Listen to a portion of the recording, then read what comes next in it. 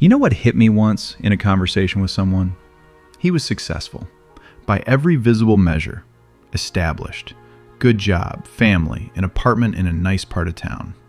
We were sitting there, talking, and at some point he said it quietly, almost embarrassed. I feel like I've been living a little beside my own life. Everything's there, but the sense that I'm actually living it isn't. I asked, "How long?" He thought about it. 7 years, maybe 8. 8 years next to his life, not inside it. And what struck me about that wasn't the situation itself. It was that when I asked him the next question, he couldn't answer. The question was simple. What point are you starting each day from? Silence. A long one. Then, I've never thought about it that way. That's what I want to talk about today. Not motivation, not productivity. Something more fundamental. What happens to a person before they've made the first decision of the day? And why, so often, what gets decided right there, in those first few minutes, quietly determines everything else. Picture this. Alarm. Darkness, or gray light through the window. You open your eyes, and you haven't gotten up yet, haven't had coffee, haven't looked in the mirror, but you already feel something familiar. A weight, a faint tension, or just tiredness that doesn't make sense because you just slept. What's happening in those first seconds?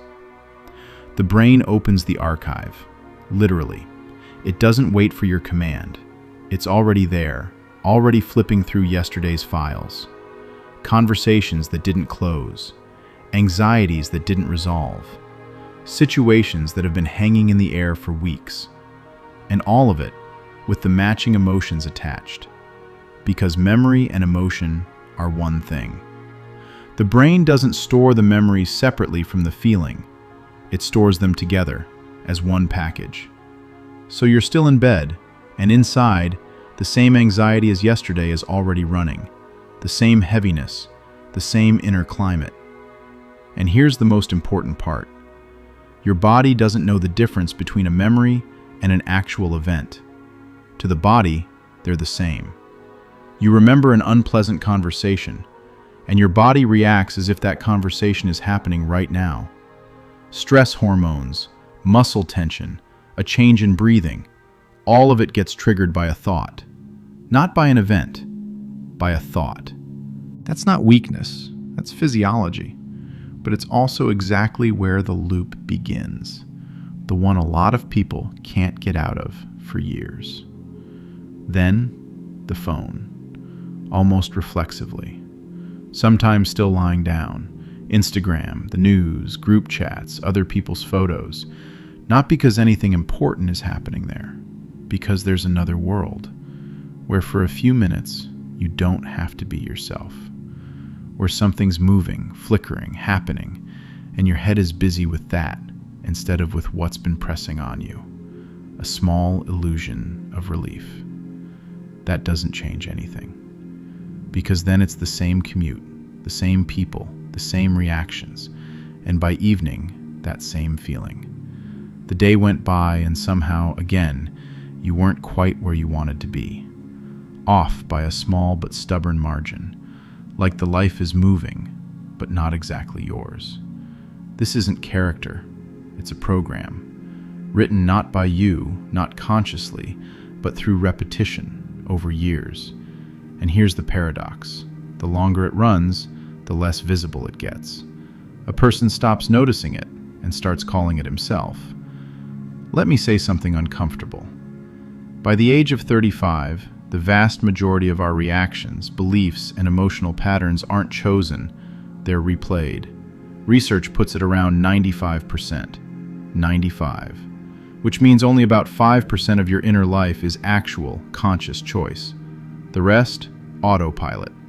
And here's what's worth noticing. When this autopilot got installed, it didn't form during the easy stretches of life. It formed where it was scary, where it hurt, where you were alone, where you needed to cope somehow, and your mind found a way. Reliable, working, tested. A boy whose father taught him that asking for help was shameful grows into a man who drowns alone and is proud of it, calling it independence. A girl whose family loved her conditionally, be good and you'll be loved, grows into a woman who can't slow down, who's always proving, always trying, but never feels she's enough. These aren't defects, they're adaptations. They saved you once, and now they hold you. I think about a man, I'll call him Anton, smart, thoughtful, professionally accomplished. Wakes up every morning with a weight in his chest. Not sharp pain, just a background tension that's become so familiar he doesn't notice it anymore. He reaches for the phone not because there's something important on it, but because in silence, there's too much. I asked him once, Anton, when was the last time you sat? Just sat, without a phone, without music, without a podcast, just in silence. He looked off to the side, then said, in silence, I'm afraid. Thoughts start coming up that I don't want to think. There it is.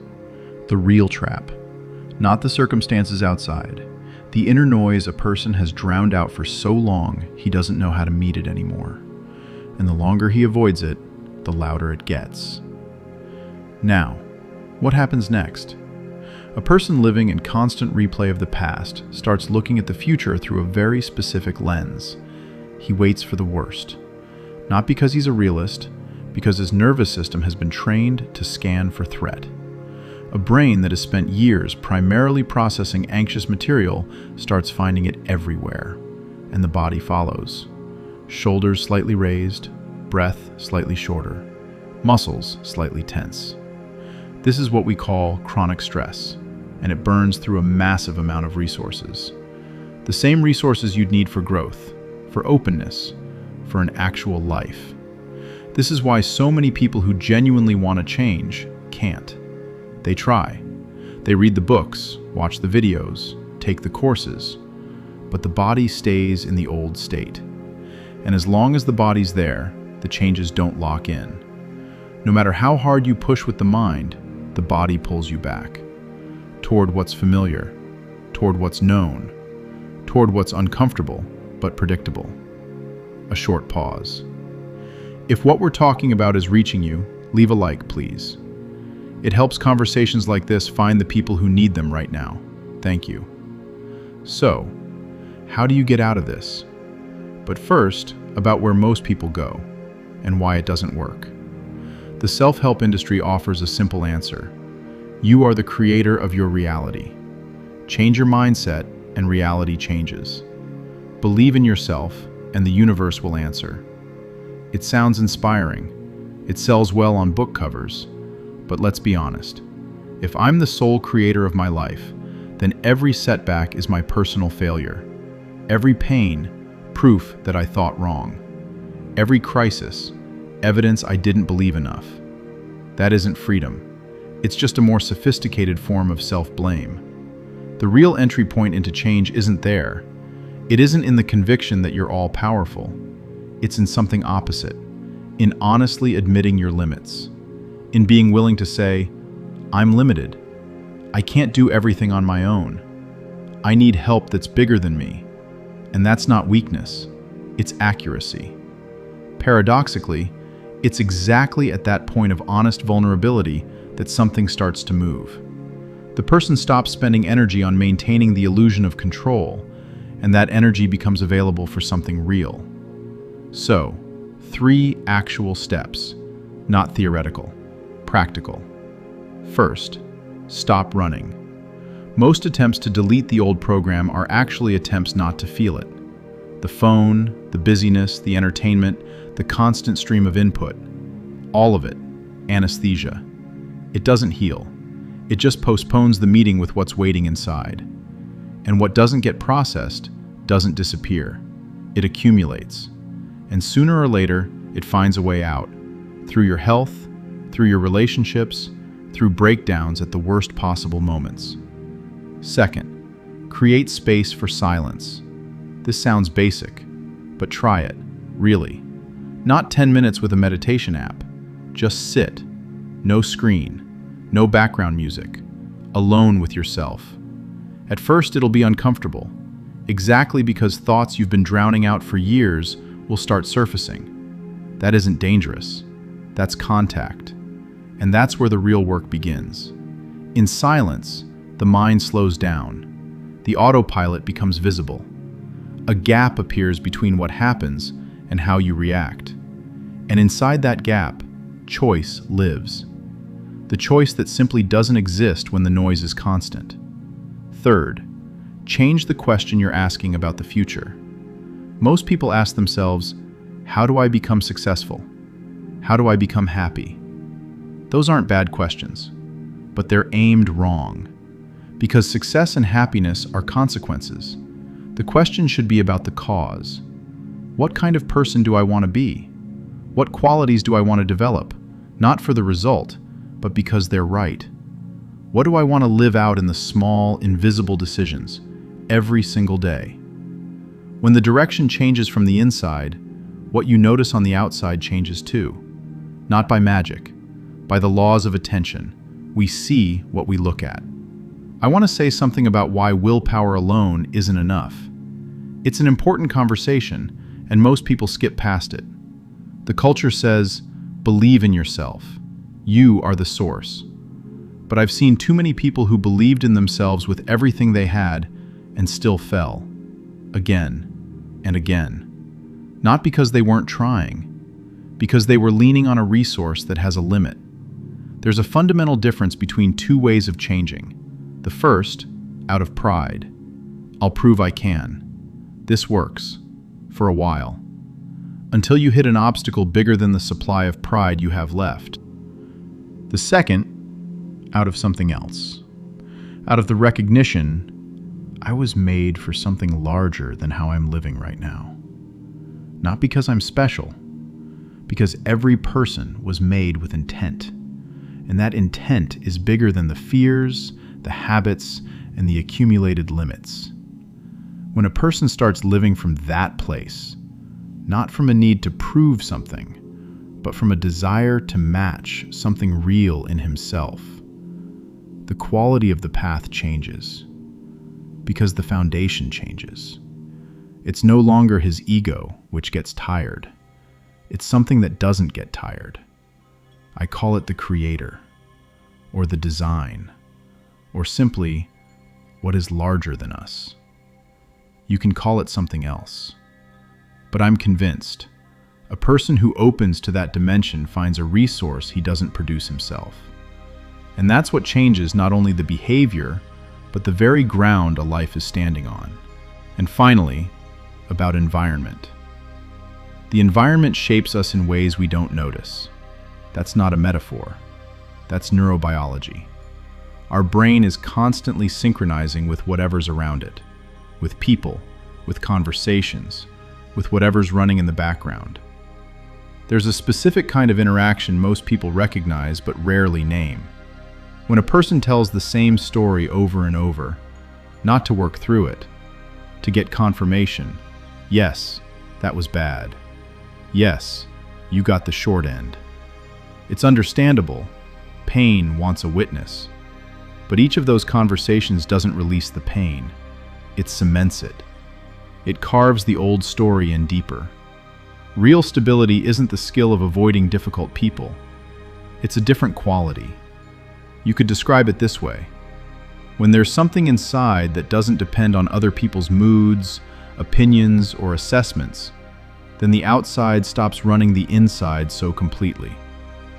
A person can stand near someone else's pain without drowning in it, can hear criticism without breaking, can hold himself in places where he used to lose himself. That's inner freedom. You can't buy it. It doesn't come from finishing a course. It shows up as the result of real, slow work, invisible from the outside, but foundational underneath. When this starts to come together, what changes isn't just behavior. What changes is the point from which you see your life. You stop reacting and start responding. Those are two different things. A reaction is automatic. A response is conscious. The first lives in the past. The second lives in the present. and you discover you can choose. Not always, not everything, but more than you thought. I don't need to get worked up in this traffic. I don't need to take offense that they didn't understand me. I can answer this differently, not because I'm all-powerful, but because I notice what's happening before it can take me. That's freedom. Not loud, not photogenic, but real. And here, the final thought. The one, probably, all the rest of this was leading to. I'm convinced, between who you've become under the pressure of your life and who you were meant to be, there is a distance. In every person. That distance is not a verdict. It's a space to move. The Creator, if you'll allow the word, doesn't see what you've become. He sees what you can be. And that vision doesn't depend on your history, your mistakes, your past. It's about your nature, about what was placed in you before you'd done or not done anything. Change doesn't begin in the moment of the right motivation. It begins in the moment of honesty. When a person stops pretending, in front of himself, in front of others, in front of what is larger than him, and says, "Here I am, with all of this, and I want something different." That's enough to begin. If this conversation was useful to you, please leave a like and write something in the comments, a word or more. It helps the video travel and reach the people who need it. And if right now someone came to mind, a friend, someone close, someone going through something similar, send them this video. Sometimes the right word arrives through another person's hands, exactly in the moment when it matters most for someone to feel, "I'm not alone in this, and there is a way out." It'll support them, and me too. Thank you for being here. I'll see you next time.